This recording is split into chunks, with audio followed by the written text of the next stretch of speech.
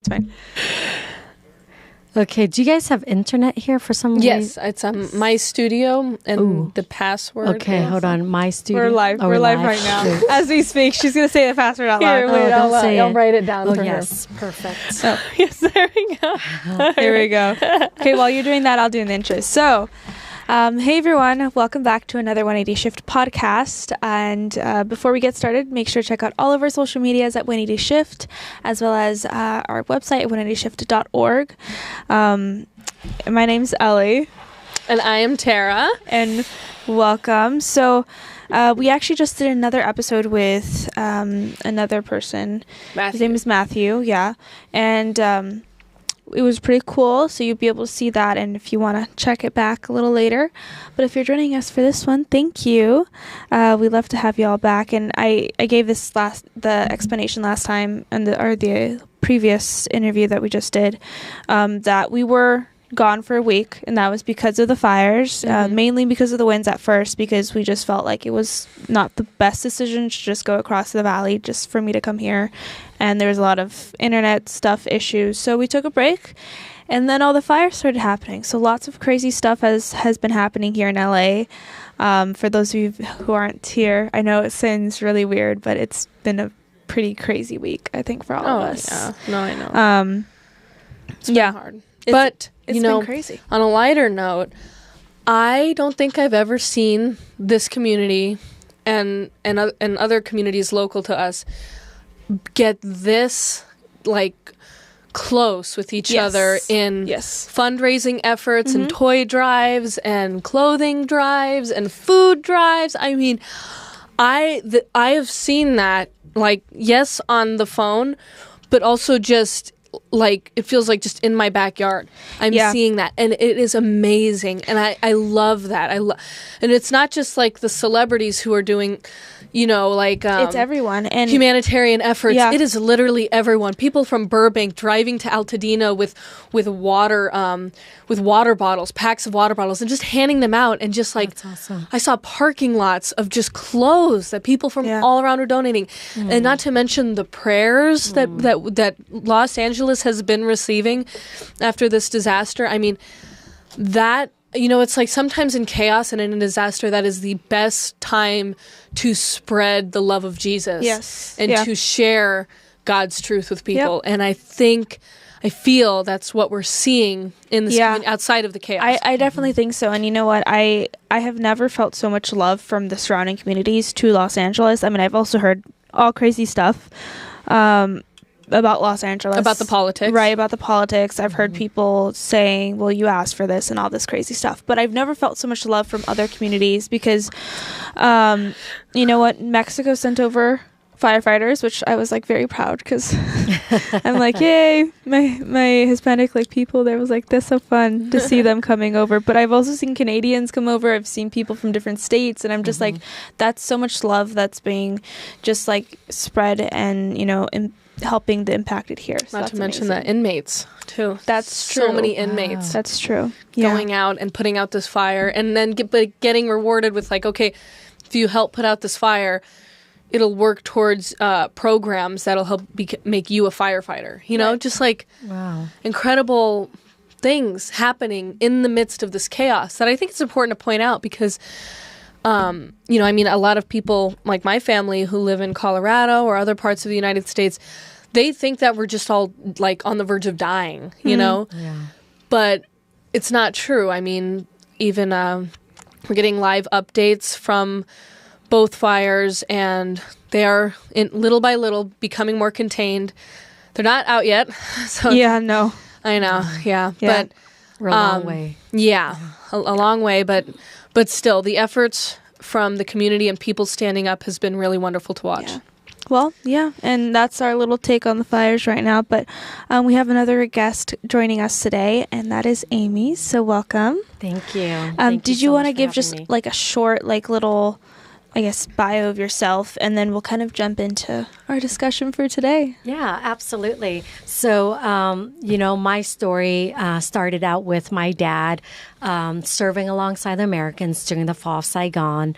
Later, he was captured, tortured, and then released. And that's when my father to escape the communism.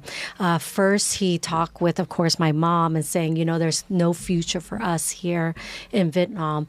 Everywhere they look around them was just devastation, as you know, with the war, and then communists taking over, right? And then just the devastation and the torture that they do to anyone who was working with the Republic of Vietnam or associate with the Americans embassy. They will murder them. They will put them in re-educational camps. They will, make them labor worker, even make them an example by shooting them or burying them alive. Mm-hmm. So the people in the village will be afraid to never, come back or attack the government, the communist government. So they have to comply. And it's very similar to what the American government did to us during COVID time. It was a test run. Mm. And they did pretty well. What I mean by that is they were able to silence anyone who goes against the narrative that they have. And then they brought fear. Fear is a very strong emotion that will cripple any nation, any person, to the point where they would do anything to comply. And that's what the communists did to our Vietnamese community back in Vietnam when that happened. Mm-hmm. And it's insanity, And so my dad told my mom, we have to leave Vietnam, escape. If we don't, we will die here. But at least if we go in the sea, at least we'll die as free people. Mm-hmm. And before he left, we were Buddhism and ancestor worshiper. My dad had a vision of a man in white coming to him saying, you must believe in me and you must escape. You must believe in me. And so he said, God, if you're real, protect my family from Vietnam to America safe and I'll worship you. And that's the only hope he had at that moment. And so he put us underneath his fishing boat, his normal fishing boat that he's a fisherman. So, he went out. But before he went out, he took a certain amount of food and supply and whatever clothes we have on, that's all we have, and whatever water he can put on the boat. Because during that time, the communists will watch everything you're doing, but not only that, they make your neighbor tattletale on you and watch you. Mm-hmm. And if they don't tell on you, then they are a culprit, right? And they will get murdered too. Right. So the same concept, look at, North Korea, look at Venezuela, look at, China. It's right. All the same concept. It's called domination. It's called dictatorship. And that's what they have. Mm. And, there is a saying, ultimate power corrupts ultimately, because with power, with that corrupt power, it draws people who are so authoritarian, dictator, communist style, it draws those people in. And our nation is no different. We are formed on the Constitution where it protects the citizens' right. Over big government, right? Right to protect ourselves, right of free speech, right to defend ourselves, right to bear arms, right to, live in peace, right to do business and whatever, all those things, God-given right. But our nation is drifting into a totalitarian style of government, and that's where I will unfold later, and it's super scary. So then when we head out in the ocean, my dad kind of know the direction through the star gazing. And we went out, and in 3 days we ran out of fresh water. And my mom was cooking the ocean water to try to keep us alive, right. Cook the water with rice. And none of us can eat it because it's so salty, and we ran out of fresh water already. And at that moment, I remember, the German oil tanker, thank God, we just waved to them saying, help, help, and then when we get closer, our boat is almost like falling apart, as going into the mass ocean. And it's just the waves and all that crashing through, just a normal fishing boat, you know what I mean? It's unbearable. So by the time we get to them, our boat was almost collapsed. So we thank God they took us in, give us water, supply, food, and then in a week they sent us over to Thailand refugee camps. And there we seek asylum the right way. But I remember at the refugee camps. I don't wish this on anyone. I just know that, I hate war. Unless there's a necessity to go to war. But with our nation, as you know, they create right. a war because they want domination or just more power. There's so much money in, bombs and artillery, in weapons. And so I just think they need to feed themselves, right, by creating more wars. And so the sad thing is, so back to what I'm saying, is I understand the condition at the refugee camp. It is not pleasant. It's a very poor condition. I remember that people were fighting over fresh water and spoiled fish, spoiled food to survive. Wow. Because every war, the American is giving money to that embassy in Thailand, in whatever country. And you know what happened. People are pocketing those money for themselves. And then whatever the rest, they give it to the refugees at the camp. And that's what happened. And it's so corrupt in every way that you can think so. So when money that comes, supposed to come to the refugee people, it doesn't go to them 100%, maybe 20%. The rest is to the hierarchy, government, and then someone else, and then to the refugee people at the camp. So they get the least of it. Exactly. And so people are just fighting to just survive a refugee camp. And the condition was bad. I remember there's one toilet where all the public people go to. It's really sad. And, we have to sleep on dirt ground, So I understand, like the Bible says, I'm a Christian, to be content in all circumstance, when you're wealthy, when you're rich, when you are well off, and then when you have nothing, to be content in all circumstance, in all condition. And I think as American, it is hard for the younger generation to understand what it means to be content, because we hear a lot of complainers, right? Yeah. I have kids. I have 3 boys, and I'm training them. We are training them, me and my husband, to teach them to be content in every situation and to work hard, because not everything is handed to you. But the younger generation are just seeing, hand it to me, give it to me, I deserve it. An entitlement? Entitlement, exactly. I just had this conversation with my brother over the weekend. He was saying to me, because I just worked on this music video and Chloe Cole starred in it, and we're going to the inauguration this weekend. That's awesome. And my brother said to me, my brother who saved up money for this album, produced it, and it actually got on the Denver radio, and this is hard work. This is years and years of hard work. So I made this music video using his music. Chloe Cole starred in it. And so I'm working on the edit, and I work 3 jobs already, 3 part-time jobs. And I'm a mother of 2, and awesome. And I'm married. I'm married to the father. I get asked that a lot. But anyway, and then I volunteer at church and stuff. And I'm a present mother. I'm a present wife. I cook. I clean the house. That's amazing. As much as I can. Yeah, and I totally know what you're talking about. And there's a huge disconnect between me and other people my age. It's like a gap. It's because on over the weekend, my brother was telling me, you should finish that video before you go to the inauguration. You should bring it there, and you should show it. Because we're telling her testimony through not just a podcast document. That's great. Mm-hmm. She's done a lot of those, but there's also this artistic element that I think Gen Zers crave and they understand more. So telling her testimony from an artistic perspective, I think, is important. Anyway, what I said to my brother was, I don't know if there's enough time. The power outages with the fires made it so I couldn't work on my computer, and I'm under a lot of stress because of, the evacuation orders and having to pack my bags and going all over the town. And then my brother said, well, what do you think makes a successful person? He was like, I said, but there's only 24 hours in a day, Isaac. And then he went, you need to make time. You need to somehow add time to that 24-hour clock. Right. So I made the decision that night that I was going to, make dinner for the kids, spend some time with my family on Sunday night. And then on Monday morning, I was going to wake up at 3 a.m.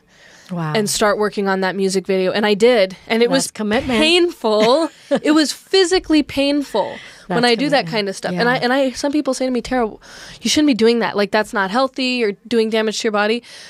But what I tell them is like when you said that word content, it's like somehow I'm the most joyful and peaceful in those moments where I'm really sacrificing everything about like my time, my talents, my comfort, really sacrificing my comfort. And so I got up and I worked on that video. My kids woke up at about 9:30 a.m. Mm-hmm. I worked on that video from 3 a.m. to about 9 a.m. with like a 30-minute break in there, and I got a bunch of drafts to that music video done, so I was able to send those out and start getting opinions about it, so I can get feedback and stuff. But then and at noon I was getting ready for I made lunch for the kids, and then I got ready for my other job, which is I'm a part-time teacher. Wow. So I'm able to bring my daughter to that one, which is really good because I'm homeschooling her. So it's like amazing. So then but it was just like, I was just going and going and going. And then in the nighttime, I go to like, mental health groups. I try to take time for that too. So then I did that for an hour. And then, I have just like this week, I'm wired literally because I have been going nonstop. But that's a message that it's like I speak a foreign language. Exactly. To people my age. They're like, what are you talking about? Yeah. What about hanging out with my friends? Mm-hmm. What about, going and getting some free time? What about, and it's like, literally, I'm starting to think like, you mean you just want to be lazy? Like, that's what it feels like. Like, oh, you just want time to be lazy. I mean, that's why Jesus tells us to take a Sabbath. Mm-hmm. Take a Sabbath. Take a day out of your week to be lazy. Exactly. And rest. Yeah, rest, rejuvenate, yeah. Yeah. So I know exactly what you're talking about. And time and time, like I'm thinking of times in my life when it was the hardest things I was doing, but I felt closest to God. I literally felt closest to God. That's amazing. You touch on a lot of things that it's very foreign for Gen Z. Like you mentioned about responsibility. It boils down to responsibility. And you have that. And not only that, you're a mom, you're a teacher, and you cook for your kids, you homeschool. I mean, that's foreign, for Gen Z. And then not only that, but when you sacrifice to give of yourself to do what's right, and it takes effort. Yeah. It takes the ability to say, I'm going to make this decision because it's the right thing to do. And for you to take accountability on that and you get peace out of it, that's one thing I think Gen Z generation, I think the lies that's pushed to them, don't sacrifice too much, don't do too much, don't, exacerbate yourself kind of thing. But the things that when you give of yourself, when you give your time, your energy, your resources, you are blessed the most. Amen. You have the most peace. You have, because the Bible says, do you remember when his disciple came to Jesus saying, oh, do you want food or anything? And he's like, I'm full and they're like, how? Someone feeds you or what? He's like, no, I was sharing God to the people and that's my food. Yeah, that amen. energized me. And that is a true statement of Jesus. And I'll tell you why, because I experienced that. And you just experience it when you give of yourself. Amen. The peace of God and God feeding your energy, and you feel more alert, more energy. And it seems like you can do anything and everything. Yeah. Amen. Yeah. Yeah. And you're like, where's the time? But I have all the time to do it.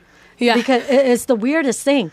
So when whatever their ideology of feeling like, oh, I shouldn't give too much because I don't have much time, I can't spread myself too thin, that's a kind of statement of kind of copping out, you know what I mean? Yeah. And the thing is that you can give more of yourself.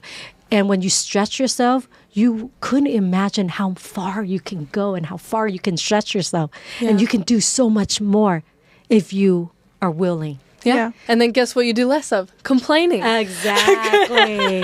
Exactly. Because you feel so blessed. You feel like you have so much energy, and sometimes I don't even eat, to be honest with you, because I'm giving so much and I'm full. Yeah. You know, full literally. Yeah. And so it's just amazing how God take care of you. And that's a big trigger word for nowadays. You say, what? That's anorexia, or that's this thing, or that's this condition. Yeah. And it's like, no, I'm not intentionally starving myself. I'm just not, like, I eat. I take care of myself. I do sleep. Yeah. I'm not, like, torturing myself. And that's something that there's a big, that's another disconnect, is it's like, I'm not harming myself. I feel like I'm answering God's calls. Exactly. And like you said, it's like, and a lot of Gen Z is just spiritually starved. Yeah. Unfortunately. But you know what? One thing I love about Gen Z is that they want authenticity. Yeah. And they want realness and truthfulness. And they can smell those who are lying and being fake. Yeah. That's one thing I notice about Gen Z. Yeah. And that's phenomenal. That's the good trait they have. And in a way, that's a trait that the Lord is allowing them to have to protect themselves and to discern. Yeah. Because there's so many lies thrown at them about everything under the sun. And so in order for them to discern, they have to know who's lying and who is speaking the truth. And they have that in them. And that's an amazing gift that I believe each generation, Gen Z, have to tap into. And I challenge them because I know they love challenges too. And I go, I challenge them to be a voice in this generation by stepping into the political arena, because that's where they will have the most effect and voice. But I know, being in politics, being in politics is dirty, horrible, cutthroat. We all know that. Yeah. But I challenge them because they have discernment. That's the gift God's given them, their generation, to discern what's right from wrong, fake and truth. And they can see that. So I challenge them with that gift. They must enter the political arena, and they must fight and defend their freedom, defend the Constitution, because if they don't, they will have a lot to lose, a lot to lose. So I challenge them, and I know they will step up to it, to be bold and courageous for such a time as this. Yeah. And I know they have it in them to turn the next generation around. And it's up to Gen Z to do that for my children and your children. And I know they can do it. Yeah. And Yep. you know what? You did mention that we have a lot to lose, but what is that? So I think sometimes being an American and being so, like, very much privileged, born here, raised here, we sometimes forget that there's other realities than just this bubble that we live in. And what do we have at stake for us if we don't defend our freedoms? If we don't stand up for what we've been given and continue or conserve what we do have, what are we going to lose? Exactly. Okay, so to be honest with you, first, so they have a lot to lose. Where I came from, escaping the communist regime, I see the writing on the wall. And it's easy for me to discern and see what's happening in our nation when everything is crumbling and falling more into communism.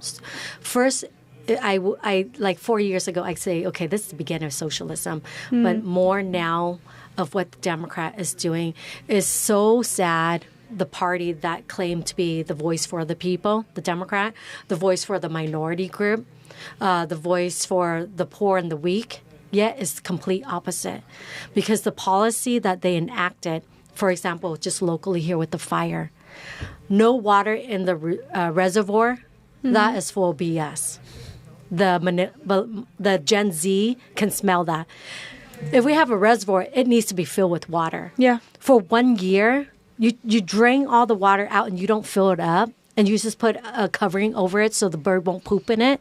You know what I mean? Yeah. It's like, what the heck is that? What kind of management is that? Common sense people would say, okay, you drain it out, refill it up.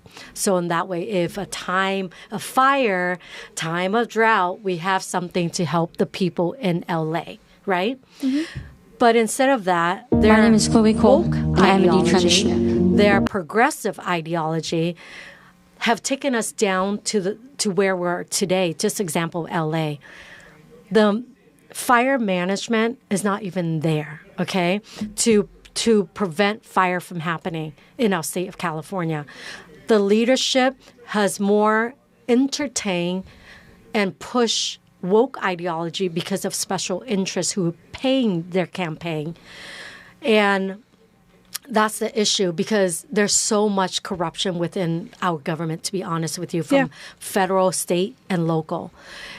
And the Gen Z generation can see what's happening. And if they don't get involved and defend the Constitution that protects them, for example, just to bear arms, right? The Second Amendment protects the first of free speech. If Gen Z does not defend the right to bear arms, then they'll lose their freedom of speech to speak for themselves. Because in my country where I came from, I fled. You cannot speak evil against your government, communist regime. If you say anything bad, if I say, then I'll get killed, murder, like what I mentioned earlier. That will happen if Gen Z does not stand up and defend it. So meaning, this is what they can do. They can get involved on their campus, talk about, what it means to defend their freedom of speech. That alone, right? Defend Second Amendment to bear arms. And why we have to bear arms. This is where the woke ideology have kind of manipulate their mind of like gun safety, right? Where you should put more restriction on guns, people owning guns, because we're too scared. There's too much shooting. Okay. There's a twist in that truth, okay? The good thing about Gen Z, what they want is they want peace. They don't want a firearm going into the wrong hand. That's correct. I like that, and that's right. But the thing is that what the woke ideology is twisting their mind on that is that, hey, maybe we need law to stop people from owning gun.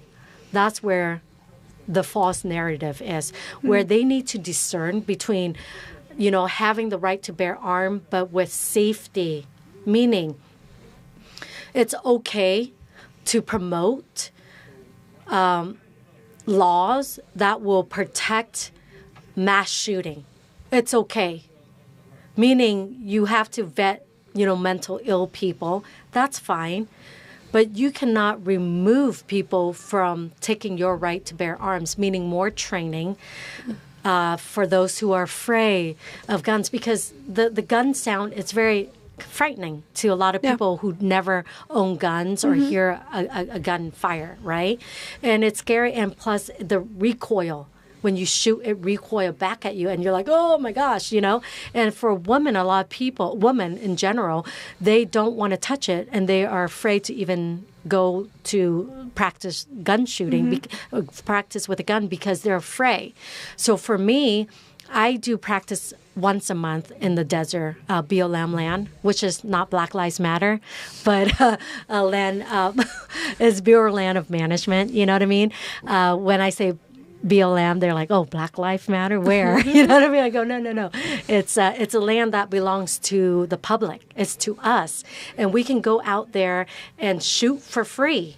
So you set up your kind of target, whatever you want, and you just practice shooting. Because the more practice you put into shooting your gun, the better you get. Like with anything, playing the piano, playing soccer, basketball, whatever, right? The more you practice, the better you get. Because when you feel confident with holding a gun and shooting it, then you can defend and protect yourself. Because there's, when those who come into your home, breaking into your home, their one purpose is, number one, to hurt your children if you have kids, and to hurt you. So what they would do is to rape your kids in front of you. You can see it. And so you can be tortured. Then they rape you in front of your kids. So your kids can be traumatized. And then what they're going to do is kill your kids in front of you. And then what are you going to do? So that's why it's important to be able to feel confident with owning a gun, shooting a gun, firing a gun. So in that way you can defend yourself.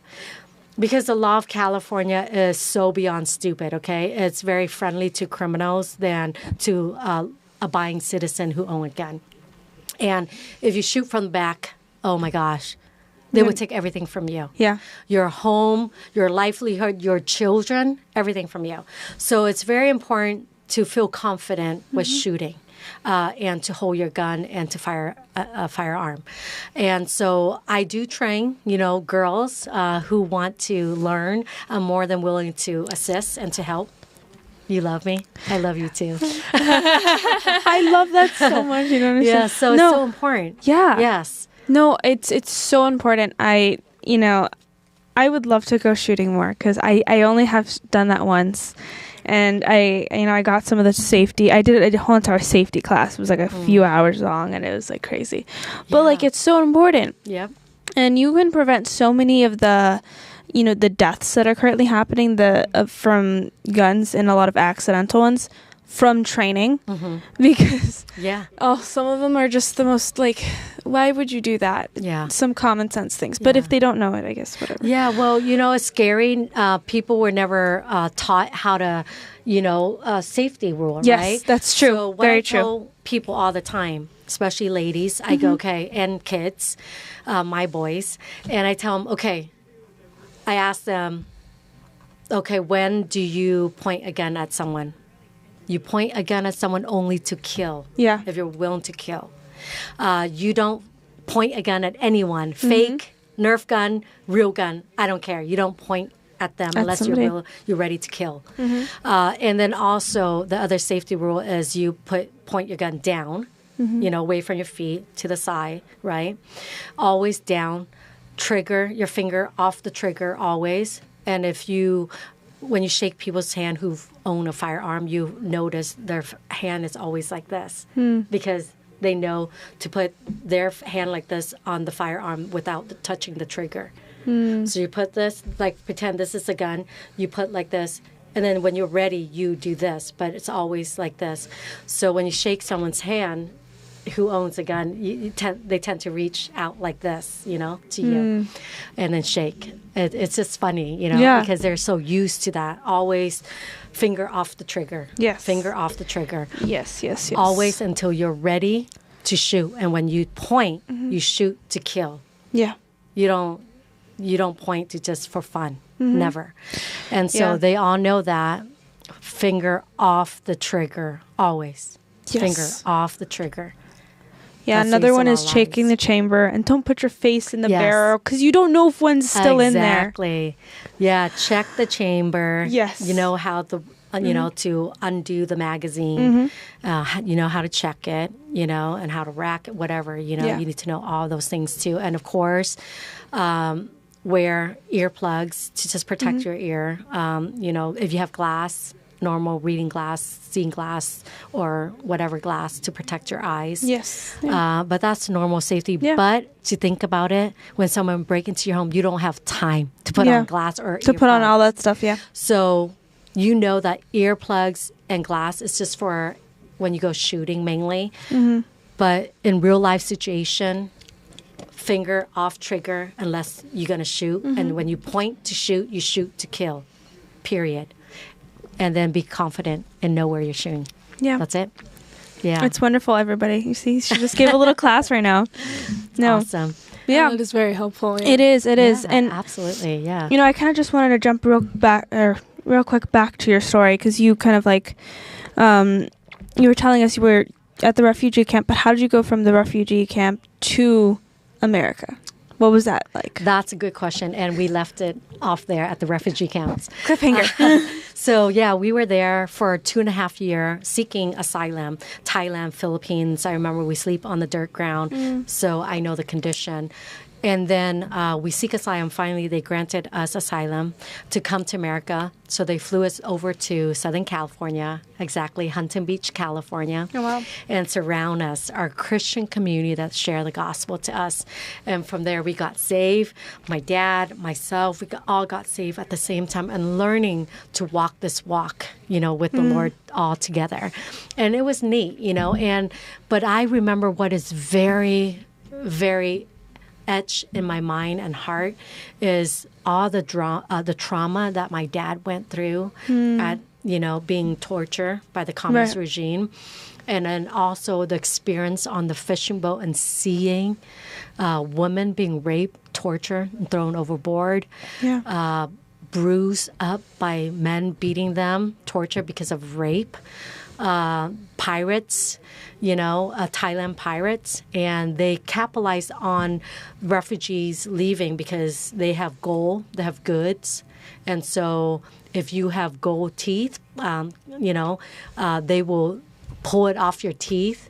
Yeah. And if you have some money or gold, people would swallow.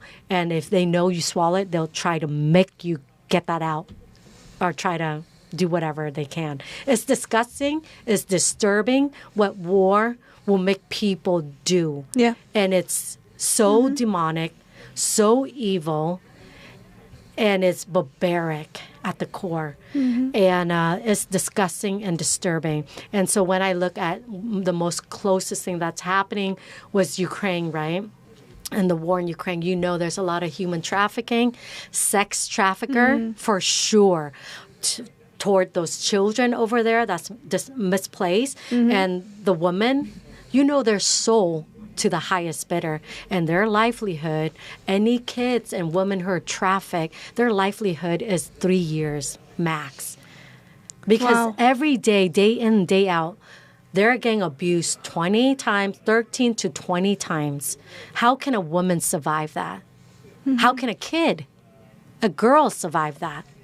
And so for me, when it comes to anyone who are hurting children, I'm old school. How they just go take them to the country and do whatever you want to them and they're done. They will see their maker. That's all. But I know that's not how California deal with things and criminals. Yeah. But, for me, justice needs to be served. Yeah. And that's why this recent election, people were voting for Prop 36, right? Yep. For stricter laws on crimes and punishment. And people are fed up. Democrats, Republican, Independent, everybody voted for that. Yeah. In every county voted for it in the state of California. So it speak loudly. I hope the Democrats are listening to it. Like, you guys, your policy sucks. So knock it off because you will be, dude, your election's done. Right. Like, back to the fire, right? I made a statement on Facebook, social media, Instagram. I'm on TikTok, Instagram, YouTube, all of those things. So I said, the dynasty of Karen Bass and Gavin Newsom is done. They're done. They're done. And the thing is that the people, if they continue to come out like this 2024 election in mass number, people cannot cheat. The Democrat cannot cheat. It's too overwhelming of votes. It's too close that they cannot cheat, right? So therefore, we saw that in 2024 election. Trump was able to mobilize everyone to come out and vote, and Turning Point USA as well. He did a phenomenal Charlie Kirk. Yeah. So it's amazing, and we have to capitalize on the energy where Trump won in this recent election. To be honest with you, anyone who's running in 2026, they must know their precinct. Where did Trump win in every precinct? And you continue the same message and win your city council, school board, state senate, assembly to Congress. You have to capitalize on that message because that's what resonates with everyone. And then, of course, with the data, you can know how to target.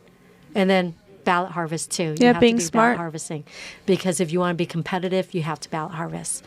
And so it's crazy. But so then that's how we came to America, and surround us, our Christian community that share the gospel. The American people help us to assimilate into the American culture and help us. The churches help us to, giving us things that we need like beds, clothes. It's kind of like what's happening in LA right now with the fire. The community, like you mentioned earlier, came together to give people clothes, the basic, because everything is burned down. They have nothing. Yeah. Nothing. Zero. And that's the saddest thing, because that's what war is like. That's what devastation is like when we have stuff like this happen in California, and it can be prevented. The fire can be prevented because when my husband and I, we go dirt biking, we go camping all the time, we downhill mountain bike, we kayak, we do all those things outdoors, right?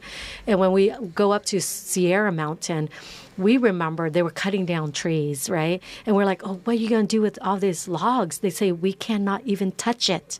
We have to leave it. I go, do you know how this will not help you prevent fire?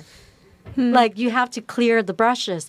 Why don't you let just people use it to make paper, or, to, do a little campsite, or cut it into little chunks so people can, you sell it off, make money, you know? And then, money goes back to the state if you want to, or that city, whatever it is, wherever the redwood is, or whoever owned that land property, right? If it's government, give it to the government if it's that city. And they can make money out of that and helping prevent from fire. So you killed two birds with one stone. Yeah. Why not? They said no. No. How come? Because we cannot touch it. That's what the governor say. We cannot touch it. So I'm like, okay. That's stupid, right? Super stupid. Sorry, I'm not a career politician. So, but yeah, so that's mismanagement there. And then your question earlier regarding what the Gen Z will be at stake and what they'll lose out if they don't fight for their freedom and their constitutional rights. Number one, their education, for example. If they don't fight for that, they will indoctrinate them, right? They won't have the freedom to think for themselves. It's going to be all agenda and indoctrination into what they want them to think. So as Gen Z, you guys can smell what is fake and what is right, what's good and bad. Then you have to tap into that and say, okay, what I'm hearing, it's wrong. But now the next step you need to do is take the courage. You know what? It's very scary, especially when your professor can intimidate you with your grade. Yes. Give you an F if you don't do what they tell you, or intimidate you and say, how dare you to speak up, against a professor. I have more knowledge than you. If any professor ever tell you, I have a professor who told me that, at Cal State Long Beach, University of Cal State Long Beach, and she said, how dare you to talk back to me?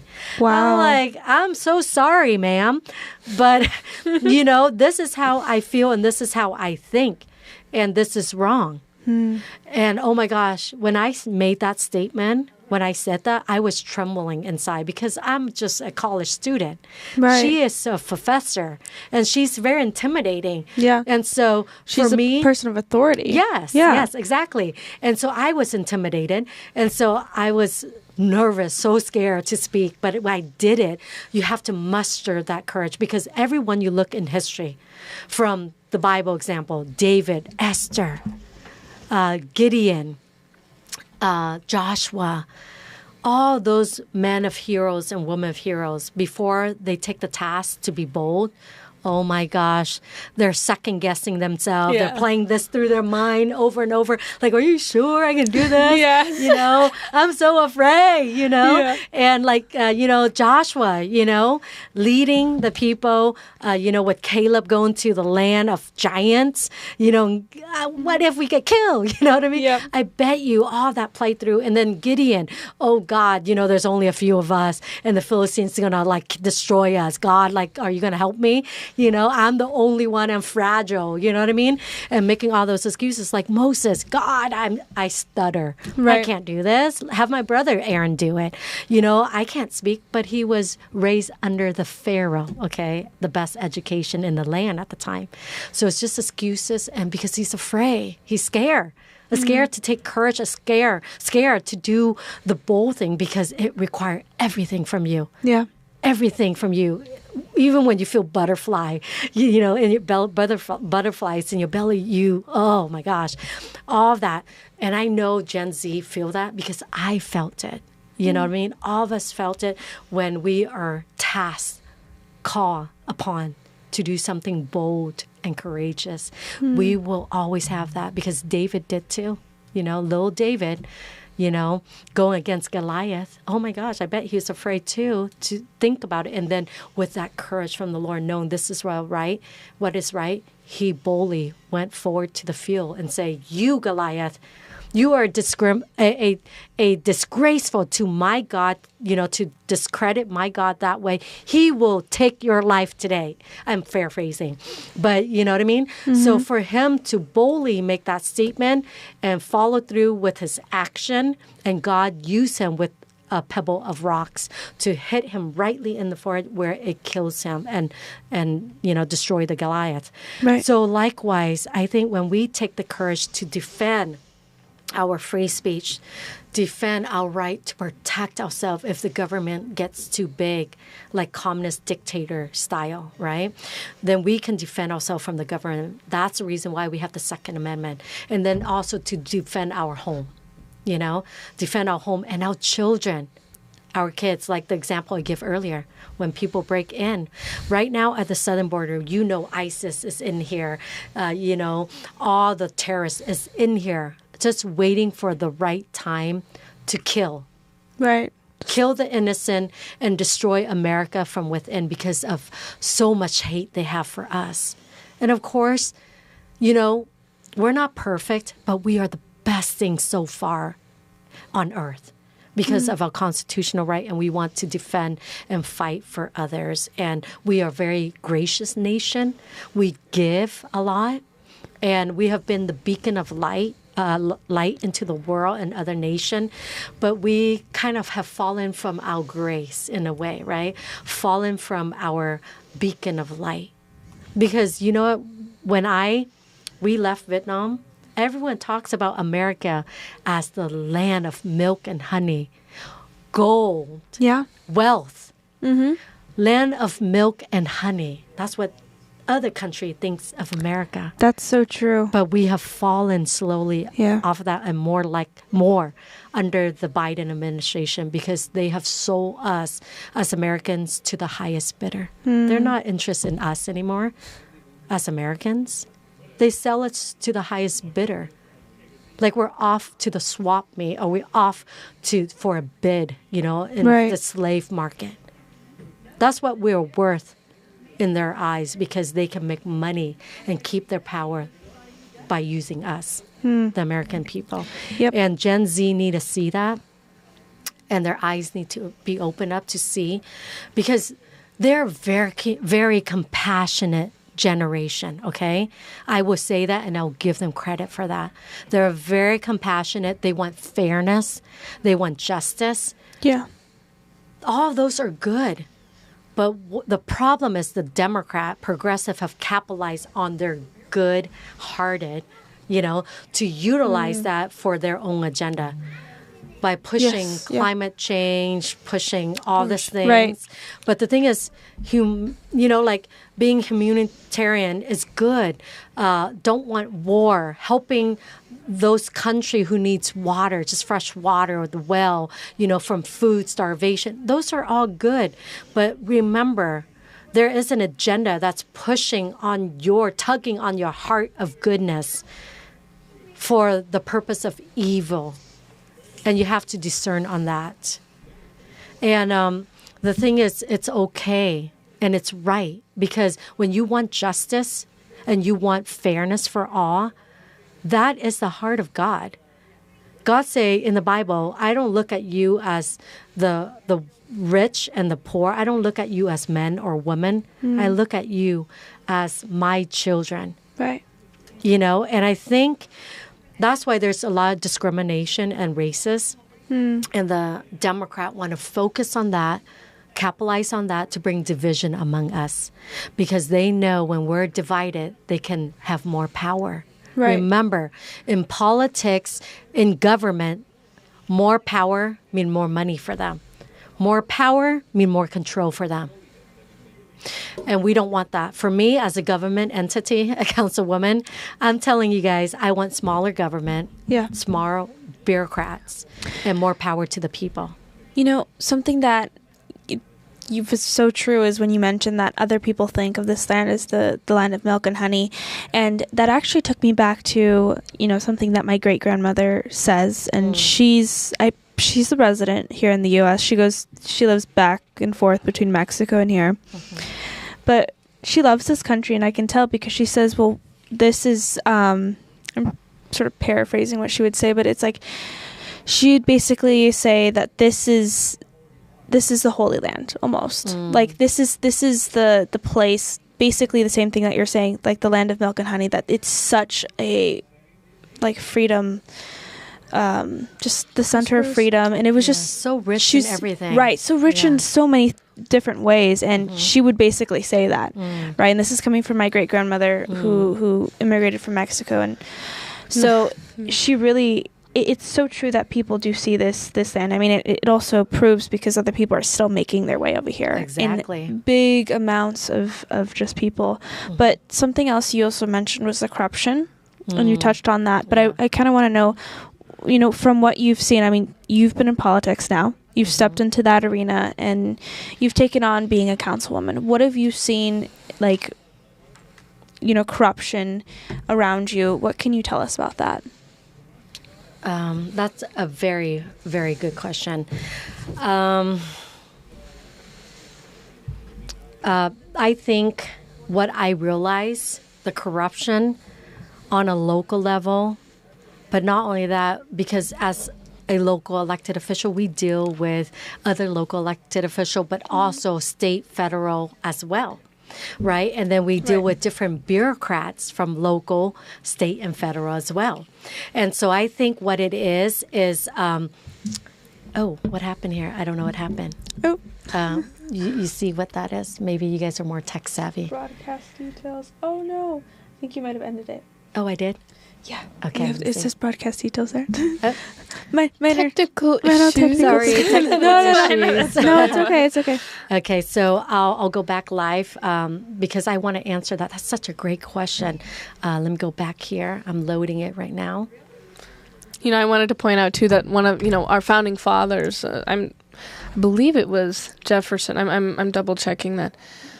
But they talked about the providence that is over this nation, that it was a miracle from God that we won, certain battles. Yes. And from the beginning, our country was literally built on Christianity, on Christian values. And some of the founding fathers literally considered it providence, miracles from God. Exactly. Because they knew that this nation was going to be great and that this nation needed to exist. So there's that too, just in addition to, Yeah, absolutely. And that's correct. And, with your question, I think is completely important because I don't think a forefather would think, if they look back, I think they might roll in their grave, to be honest, with what's happening in our nation right now, with the Constitution that they have created to protect us. But yet now the bureaucrats and the government are taking over and controlling the people instead of the people controlling the government that was built for them. And so the corruption, as a local elected official, I see corruption, I would say one word, it's power. Power is corruption. And I will keep repeating that because it's so true. And the Bible doesn't lie. So when I read that in the Word, I go, okay, love of money is, the evil, all evil. And that's correct. Because in politics, it's all about power and money. Power and money. Yeah. And I've seen it in local level to state and federal.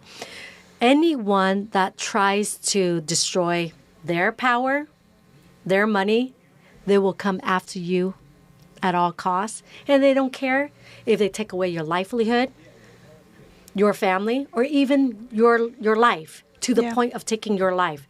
They don't care because you have touched their power and their money. So that's the most scary thing. Local level, I've seen that already. Imagine presidential level. Holy crap, right? Congress. Yeah. It holds more power up there, right? In the feds and the presidency. There's so much power in there. And that's why with assassination of Trump twice, 2 attempts, because they know he is going to expose the deep state, the corruption within the bureaucrats, and to get rid of them because they're taking too much power and money from the people. And he wants to turn that around back to the people. But because he's touching them, the bureaucrats and the elite are on both sides, okay? You must understand this, and I do think you see this, that they're on Democrats and Republican, both aisle. Yeah. Or the elite establishment, deep stater, all of them are in both. So that's why when you see the Democrat and Republican coming together to vote against Trump, you know because he's touching their, number one, power and money. Yeah. Remember that. Power and money is where you find that corruption. And some of the power too is in relation to, you know, their families. They're putting their own families above the safety and protection of all all Americans. Don't we see that with Hunter Biden all the time? Yeah. Like who's priority, the American people or Hunter Biden? Absolutely. Now I get it's his son, but when you step into a role of leadership like that, especially There's as a man, responsibility. A leader. Yeah, you're supposed for to the nation, exactly, and your constituent. Yeah, and that's part of the power. Because sometimes I think, how could money? Because like you have so much money, you can't even spend it in 3 lifetimes. So sometimes it baffles me. Like it's not all just about money. It's about like you said, power. But there's something else going on here, you know. And I mean, my conclusion right now is just it's going back to. Superhero protections over their family, their children, you know? Yeah. Well, I think what it is, too, is it's not only protecting their family because when it comes down to is they want that power, right? Invincible, Yeah. They want to be invincible. So in order for them to keep that power, they know they're not going to live forever, right? So they need their next successor, either their kids or some relatives or whoever, right? To keep that trend going. Now, looking back to our founding father, George Washington, he's my hero. And I'll give this example. When he was asked to be reelected again to president, and he said no, because I want to give to the next person to run this country and to get the ability to do that. He didn't want to be president again. One time is enough. He didn't want any more because that's how it's supposed to be. Term limits. Mm-hmm. As you see on both sides, they're ancient. I feel like they're dinosaur from somewhere, right? And they don't even they are like being pushed and rolled to their seat in Congress and in the states in the Senate, right? Yeah. U.S. Senate, and it's like, well, holy crap! Or even Joe Biden, right? Yeah. Like, is he even there? Or Nancy Pelosi? Yeah, she's like Mitch McConnell. What is she doing there? Like, why aren't there youth in there? I know. I mean, like, God bless her, but it's like because step aside. They will take you down if you will disrupt their power and their money. There's a lot of money being transacted when they're in Congress, when they're in government.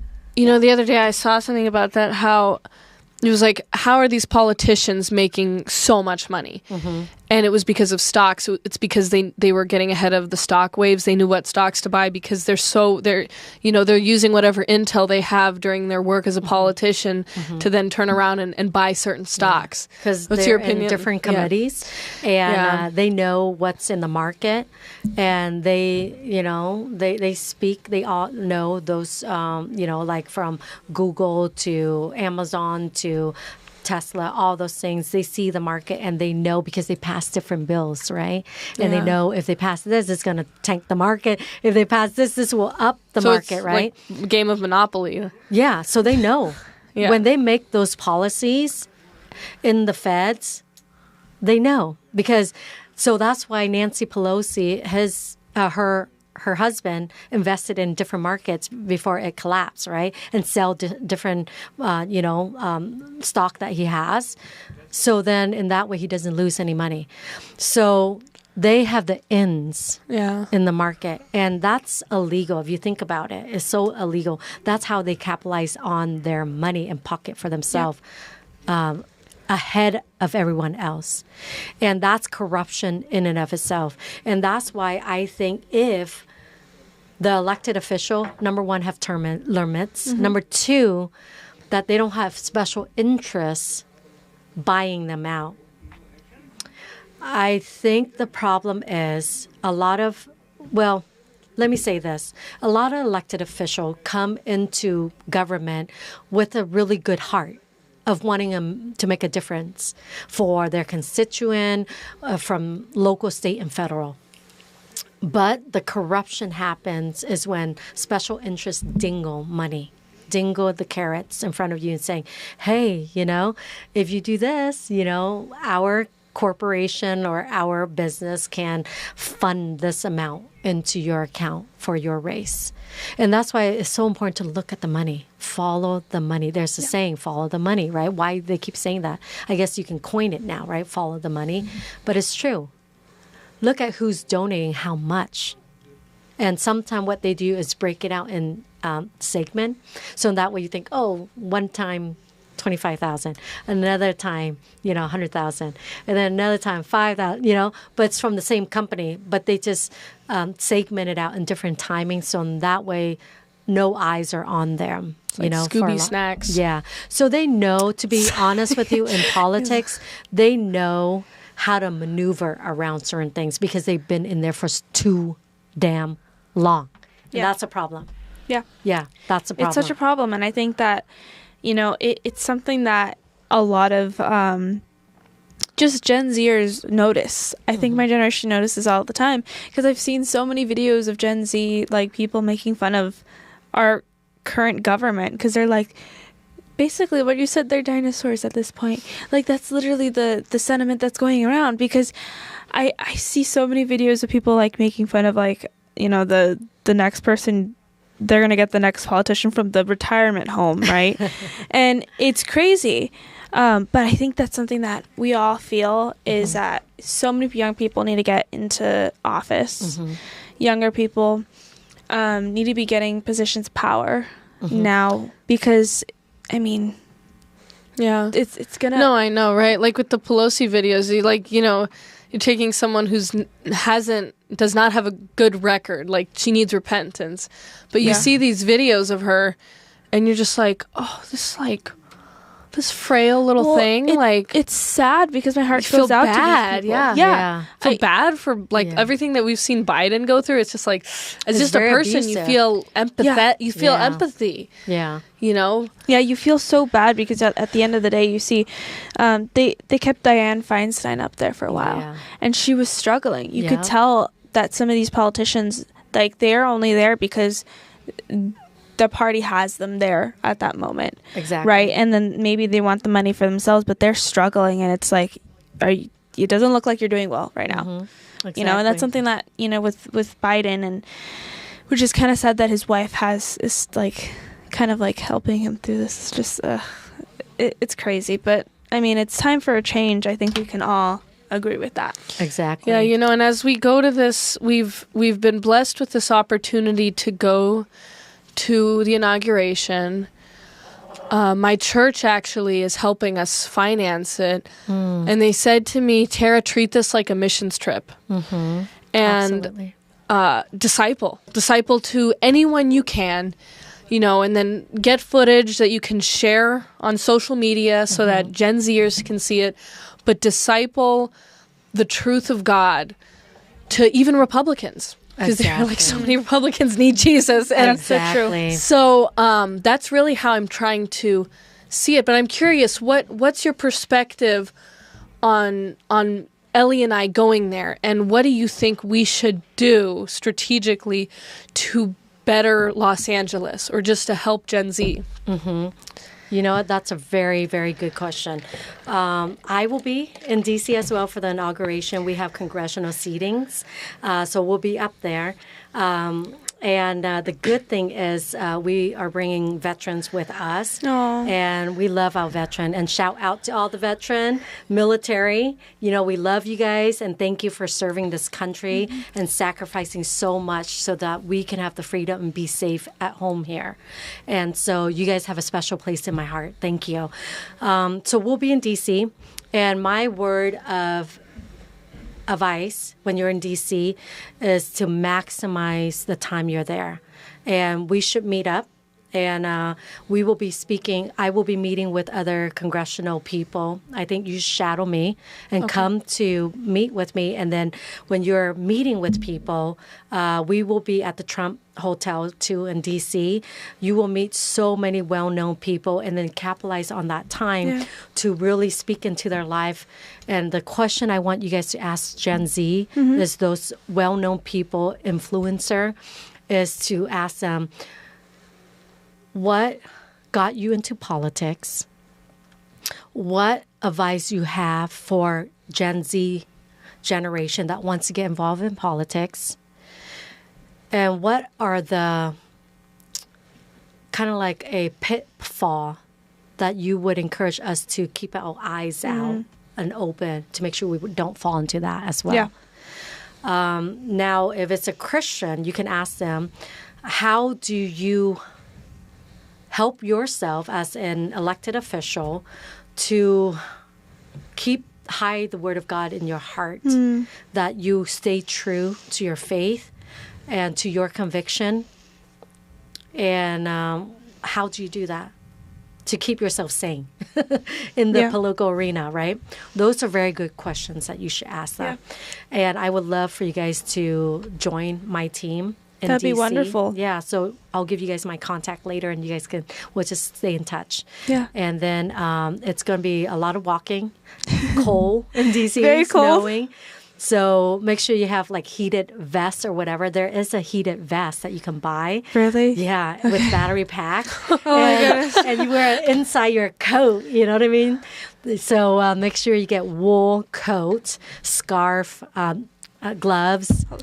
I was thinking about long john, whatever.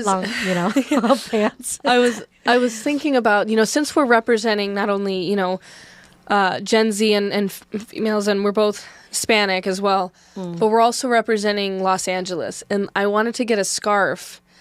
You know how Melania is always sending messages with her clothes? Yes. And I can't find it anywhere. I think I have to go to a fabric store and just make one or like paint some. So like I wanted with to LA? with a scarf, like, and then put a palm tree on it and then put fire. And that's it. And then just walk around with that and try and say, yes, like, I'm from Los Angeles. I'm connected to not only conservative communities, but strong Christian communities, people who are not bailing on California.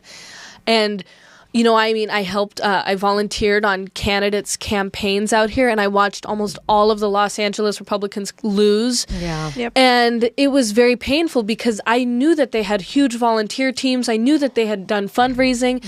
But it's not a fair fight because their opponent is being funded, like you said, from some outsource, and I feel like that's obvious. And and I see the hardworking intention of, I'm trying to do this to protect Los Angeles, my city. I grew up here. Or I'm Elizabeth Wong Aller. She was talking about the water crisis for a lot of her campaign, and then it's like, what? Now we're all freaking out like we didn't know, Yeah. So I think it's just. I think that would be the message that I would want to convey to anyone I talk to is like, it's time to, I've heard the word come back California. It's time to take back California. Yeah. Trump needs to send one of you people out here. Yes. And this economy is one of the strongest in the entire world. Like, this is not a joke. This is...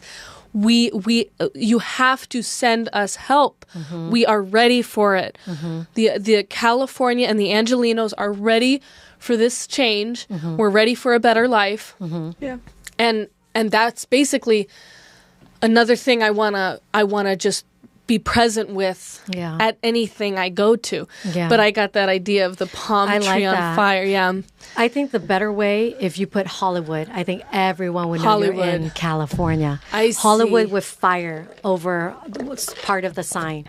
You know, like I might literally paint on this on a scarf. Yeah, to be honest with you, like paint Hollywood and fire in the back of Hollywood. Yeah, I think people know exactly what you're talking about and say SOS, SOS. We need your SOS, help. Yes, SOS. Yep, SOS. Amen. And that's what you need. Hopefully. Yeah, hopefully I can make it to Joanna or whatever that store is. And you know what? The thing is that we are ripe. We're ripe in California for change. And we can see it in this previous election where Trump won. And he won more county than ever, in 2020 election. Yeah. Way more. And the thing is that people are ready. Even the Democrats voted for him. So it means that the message of, we have had enough. How long will we continue to, only good for toilet water, recycling toilet water? Are we only good to just drink from toilet water, recycle toilet water? What about water coming up from Sierra, the Yosemite? We can capture that, but they let it go. Yep. Gavin Newsom let it go for the sake of just a small fish. They can always relocate, right, to a different location, whatever they need, right? But the thing is, for the sake of that small fish, which we know the Lord have eyes on even the smallest sparrow, and he take care of them. You don't think God's care enough for that fish to take care of them? When you don't take care of the people that God has entrusted to you, and you care about other things that God has eyes on, let him take care of that. He is sufficient enough to take care of other things. When God has given human ability to take care of each other, and we're not doing that. And that's where we fall short with the Democrat Party. And it's really crazy. And I think what it is this nation needs to come back to God. It's time. And I think by the grace of God, he allows Trump to win one more time, to give us a breather, to guys, we need revival. Meaning start with each one of us, me, each one of you guys, and our family, to say, God, where I fall short, I am sorry. I repent. Help me to be better in this, to do this more for you, to be bold, to be outspoken in this area, to speak up on this issue, to do this, to do that for you. For such a time as this, we know the end story. Yeah. God's coming. And we don't know when that is, but we are much closer than ever before. And this is our time to save as many people as possible into the kingdom, because that's the only thing we can leave behind in those hearts is those who get saved, because we'll see them again. And for me, why I'm so passionate about that as a Christian, I guess I'm a politician now, but a Christian politician, is because I experienced death. And I guess when I had my first son, I passed out in the shower. I felt it. I go, oh my gosh, my body, I think it's giving way. Like I'm going to die. And my husband's almost getting ready for work and almost stepping out. And I go, babe, help me. And that's the last word I said. And I passed out in the shower. And I don't remember anything from the time of the shower, but all I remember at that time is wherever I was, I don't know. But I was surrounded by completeness of peace, joy, comfort, and it was timeless. Timeless. And then, this is what my husband said, what he did. Pull me out of the shower, throw me in bed and shake me, because he said I was white. I was completely gone. I was done. And he was shaking me and saying, Amy, Amy, Amy, right? And finally, I remember this part where I slowly heard his voice calling me, and I woke up. And I'm just like, oh, what happened? You know what I mean? And so with that experience, because for me growing up, even though going through the communist regime, escaping on the fishing boat, I've always fearful of death. Always fearful of death, that one day I'll just die and I don't have time, and all the pain and suffering when I die, well, suffocation, or just fearful, right, of death. And so I remember growing up, I'll always hold my chest. Like, don't stab me, you know what I mean? If I die, you know what I mean? So, it's just, I believe you guys have that experience as I have, gone through that fear of death. But when I experience that, I go, God, thank you for allowing me to experience that, because I know when I die, I'm going to go there. And that's where I want to be forever. Yeah. And that is the truth. When you step out of this world, out of this earth, close your eyes, you open your eyes into heaven. In a blink of an eye. You won't feel the pain. You would not feel the pain. And that's what the Word of God says. And so for any of you guys suffering, fearful, mental illness, or just with certain issues of insecurity, or just mentally dealing with stuff that your demon that you're fighting, know that God has a plan for you. For each one of you guys, you are not just a number. It's not right. He doesn't know you by number. He knows you by name. And he knows the hair on your head. That's what the Bible says. That's what the Word of God says. So he knows you before even you were formed in your mother's womb, before you even born. He knew you. He knows your personality, what you will be like, your eye color, to how many hair you will have, and who you will be, male, female. He knows it all. He knows your innermost thoughts, even before you become the person that you are and before you're born. So don't ever doubt that you're just a number, that you're worthless, and that when you die, no one will care or notice. But God does. The God of the universe, who made everything, who spoke, and the heaven come to being. When he spoke, the water and the earth become and form. He spoke. He only spoke, and it happened. That's the God we serve. That's the God that knows you personally and want that relationship, deeper relationship with you. And so don't ever doubt that you don't have a purpose. You don't mean anything. You're just a number, and you're just a Big Bang Theory. Don't ever say that, because you are made uniquely. Even your fingerprint is uniquely, and only you have it. It's really rare that anybody have the same fingerprints. So the thing is that God has a plan for you, Gen Z. I'm speaking to you tonight, and I want to encourage you for such a time as this. You must be bold and courageous. And with the skills and the gift God has knit into you to discern what is good, what is right, what is true, what is false, who is speaking truth, who is lying, you know that. So tap into that. I challenge you again to get into the political arena and fight. Fight for your life, your future, your ability to get married, your ability to make a living, your ability to have an education. All of that is not free. You must fight for that. You must fight for that. And this is a time you must stand up. You must take the courage, count the costs, and move forward and take that leap of faith, step of faith, and do what you have been called to do. And only you know that calling, because God usually speaks into your hearts and your mind, and you've been just waiting, like, I don't know if I should do this. I don't think I'm able to. I don't have the skills. I don't have the give. I don't have this. You make tons of excuses that you're not the person to do this. But you are. You are. That's why he put it in your heart to do so. So I encourage you and challenge you for such a time as this. Take that step of faith and launch yourself into what he had put on your heart for so long. Yeah. Do it. Yeah, that's wonderful. Thank you so much, Amy. Thank you so much for coming on, Amy, and just Yeah. telling us your experience. And I think it's such an impactful thing for Gen Z to hear right now.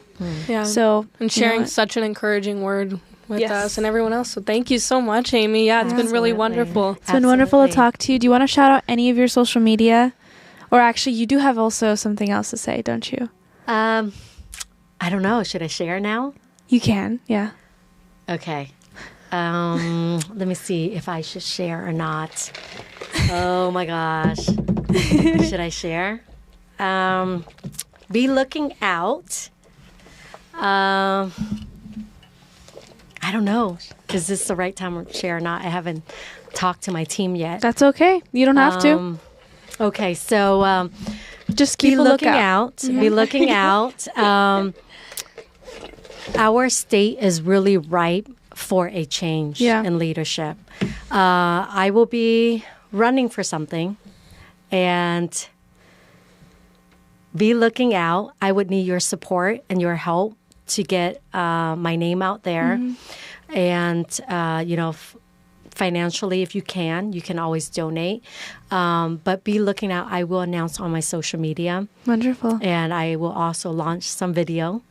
And it's going to be exciting. How would I say this? I will also, whatever this position will be, I will also be implementing ballot harvesting. And with this ballot harvesting, I'll be able to help candidate on the ground to do, and their team to do exactly just that, to be competitive, to win. And then also securing the votes, because they have to know how to do that in every election. And a lot of training going to that. And but I'm very excited. Whatever, I can't say it, and I don't think I should say it. Yeah. But be looking out. Yeah. This position will help the party, will help Republicans, and will change this nation around.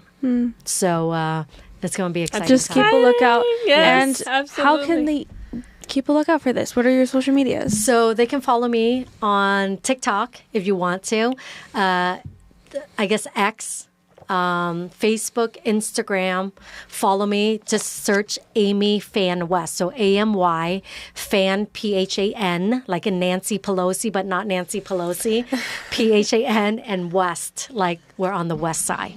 So follow me on Amy Phan West. And you'll get update on that very, very soon.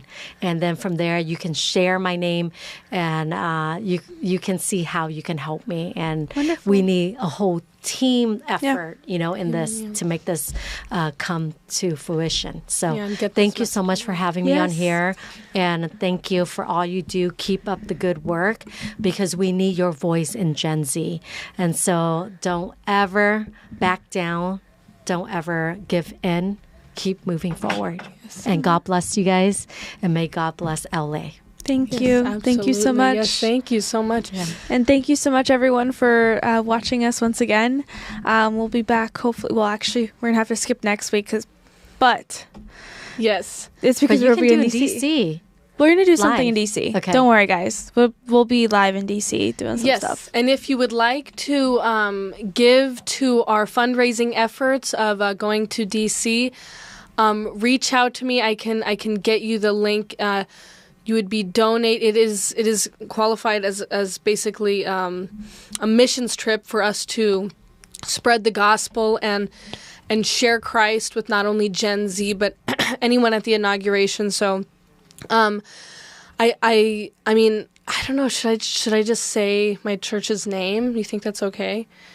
I guess, yeah. Okay. Well, all right. So you text the word CV Church to 77977 and put youth missions in the memo line to where the link where it will direct you. And yeah, just you can give to that, and that would help support our youth mission to help disciple to not only Gen Z, but everyone that we meet at the different events that we end up going to. So thank you guys. God bless. And Thank you so much, guys. And make sure to check out all of our social medias at 180 Shift. Yes, Thank you. Catch you later. Awesome.